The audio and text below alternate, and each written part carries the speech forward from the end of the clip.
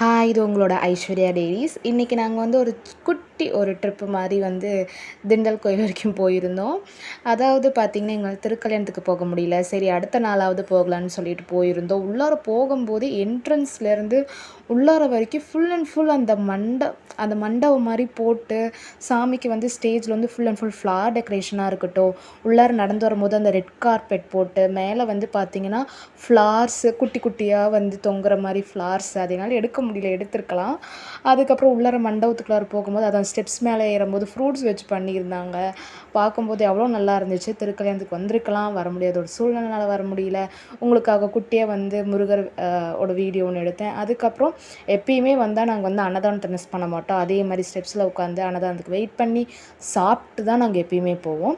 அன்னதானத்தில் என்னென்னலாம் இன்றைக்கி போட்டிருந்தாங்க பார்த்திங்கன்னா, சாப்பாடு, ரசம், மோர், சாம்பார், அதுக்கப்புறம் கொஞ்சோண்டு பொரியல்.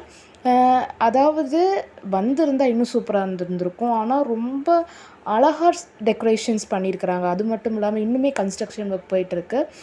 இன்னும் கன்ஸ்ட்ரக்ஷன் ஒர்க் முடிஞ்சா இன்னும் பிரமாதமாக இருக்கும்.